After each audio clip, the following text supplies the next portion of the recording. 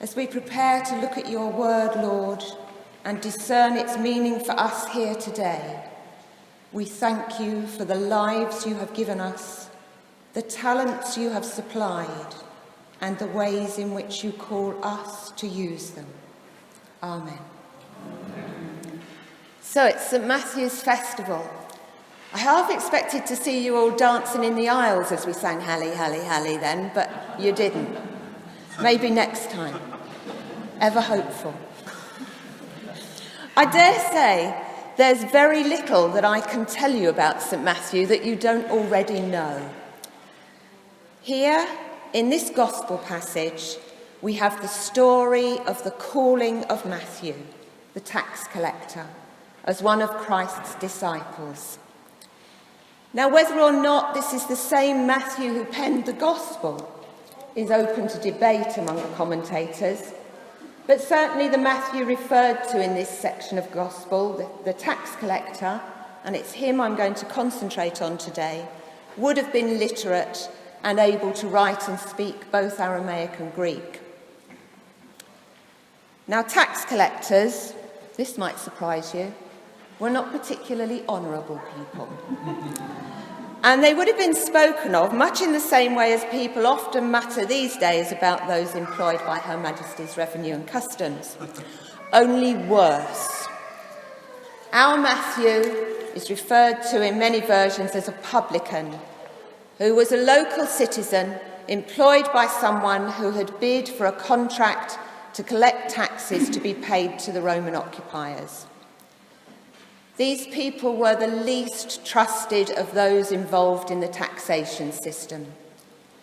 They were not permitted to testify in a court of law, and if they tried to make a contribution to charity, presumably to salve their conscience, it would usually be refused. They were despised generally. William Barclay tells us of publicans, there was a purchase tax on all that was bought and sold. There was bridge money to be paid when a bridge was crossed, road money to be paid when main roads were used, harbour dues to be paid when a harbour was entered, market money to be paid when a market was used, town dues to be paid when a traveller entered a walled town. If a man was travelling on a road, he might have to pay a tax for using that road, a tax on his cart, on its wheels, on its axle, and on the beast which drew the cart. There was a tax on crossing rivers, on ships, on the use of harbour quays, on dams. There were certain licences which had to be paid for engaging in certain trades. Basically, if it was possible to demand a tax on it, whether it moved or not, they did. So I hope you have a picture in your mind now of who this person may have been. He had no visible deformity or illness that we know of that might conjure up some sympathy for his isolation from society. He was deemed totally responsible for his own position. I fall shy of using the word hated, but it's probably the closest we could come to it. And this is the man that Jesus Christ called. And he was called because God had given him whatever mix of talents was needed to do a certain task, to be an apostle, to spread that message of love. Like so many of the others called to be with Christ, he was, as we would probably say, of one of the lower socio-economic classes. Right at the moment, as I hope you are all aware, we're looking closely at our mission here in Park Hill. Last week, Simon talked to us about the importance of prayer in discerning mission, our role in God's plan. Today, we're going to look at calling, because the thing about mission is that you can't do it without people. And not just any old people, but people who feel called to that particular project, to that particular work. And so today, as we celebrate our patronal festival, we're looking at the way Matthew was called and the way in which we too are called. Now is your chance to participate. I want you to do something. It's going to make you feel uncomfortable, but don't worry about that. I want you to turn and I want you to look at the person next to you or in front of you or behind you. And don't worry, they will be feeling just as uncomfortable as you do. You can laugh if you like, it relieves some of the stress. But I want you to take a good look at somebody. If you have nobody to look at, you can always study me, I don't mind. Have a good look. On the face of it, they're probably pretty similar to you. One head, 2 ears, 2 eyes, that sort of thing. A couple of arms and a couple of legs if we're all lucky. But then you can notice the differences. Have a look at the skin colour, the ethnicity. If you're looking at me, you might notice how very tall I am. Let's think a bit deeper now. This person that you're looking at, or have looked at, has been called by God to be a Christian for a reason. What do you think that reason might be? Why do you think they have been called? If you know them well, you might be aware of some of their skills, and equally be aware of skills that they may be blissfully unaware of. If you don't know them, what do you think God might be calling that person for? If you thought that was the end of your participation, think again. Now I want you to close your eyes. And I want you to think about yourself. Have you ever wondered what it was that God wanted of you? Ever thought about how you could be of use to God in building the kingdom? Perhaps you feel you're already fulfilling your vocation, your calling, and that's fine. But maybe what you're doing is not fulfilling for you. And maybe there's something else that you're being called to do. Maybe you don't know it yet. And maybe, just maybe, God is not ready to use you yet. Okay, you can open your eyes now. We'll get back to the gospel for a moment. If Jesus Christ could use this despised person of Matthew in such an important role, what could he do with you? Christ tells the Pharisees, who are questioning the company he keeps, the status of those he walks with, "For I have come to call not the righteous, but the sinner." Not the righteous, but the sinners. I'm going to tell you a little bit now of my faith story and how I was called. I was brought up in a fairly high church, in a family who attended church every Sunday. Despite my brother's protestations most Sundays, we all went.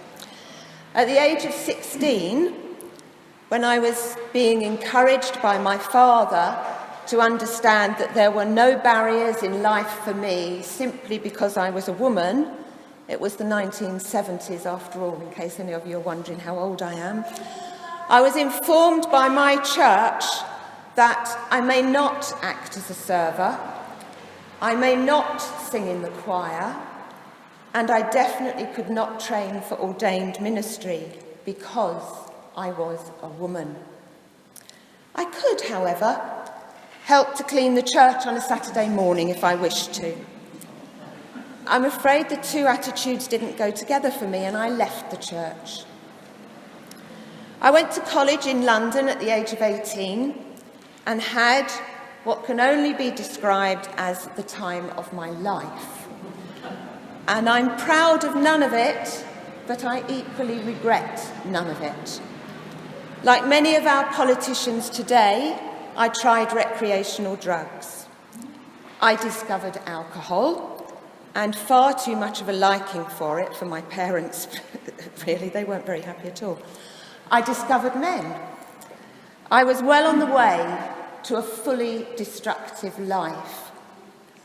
And then, hardened feminist though many people think I am, I found love and was saved by the person who is now my husband and who is also far more sensible than I ever have been and ever will be. But I didn't go back to church until I had my child at the age of 36. Now that's a long time, even for the Church of England, and things had changed. It was the beginning of 1995, and I walked into a church and found a female priest in the sanctuary. I was horrified. I had never seen it, and I wasn't expecting it. But what I also found was an open and welcoming community who did not judge me for who I was. And that was something that I was not used to. The rest, as they say, is history. God called me by nagging me. As the procession came into church one day, a little voice in my head said, "You should be doing that, Linda." And I thought, don't be so ridiculous. I tried everything I could do to make that little voice go away. I did every job there was to do in the church. And it wasn't until I stood up and asked about ordination that that little nagging voice went away. And I have found the thing that God wants me to do. And trust me, I would never have seen myself in this position and still today find it hard to accept. In fact, I often describe myself as a reluctant priest. But what I do know is that this is what God requires of me at this particular moment in time. And I have never been more content with my life. As the reading from Proverbs told us, happy are those who find wisdom and get understanding, for her income is better than silver and her revenue better than gold. Now, I may not have been as despised as poor old Matthew, although I have to admit I never asked anyone. But I certainly was far from being a Christian, certainly not righteous, and very definitely a sinner. And yet God wanted me for a reason. The text tells us that Matthew got up. The Greek tells us that he arose. It was a resurrection moment. He came away from his hot booth where he was waiting for the next person to collect tax, and he knew that person would despise him, wasn't happy. How do you think he must have felt when Christ came up to him and said, "Come and follow me"? Here was a way of getting out of that life. I think any of us would have jumped at that.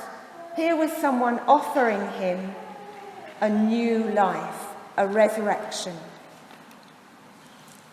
And Christ does that to you as well.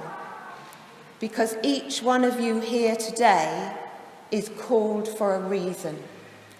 I doubt that any of you are as sinful as I am. But I equally doubt that any of you are 100% righteous. It is our sinfulness that seems to be of use to God in his work. You've looked at the person sat next to you or in front of you or behind you. You've looked at them closely and you might even know them.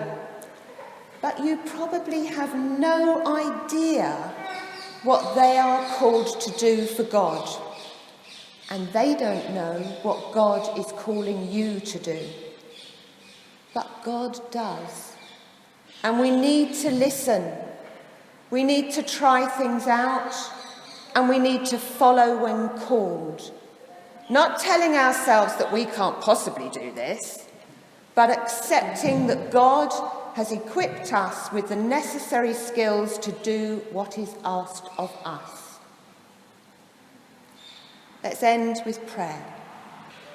Loving God, we know and appreciate that you have given us skills and talents, and we know that our role is to use them to further your plan. Help us as we try and discern that role. Give us the courage to say yes to you, even when we want to say no, and give us wisdom to know that you will be with us every step of the way. Amen.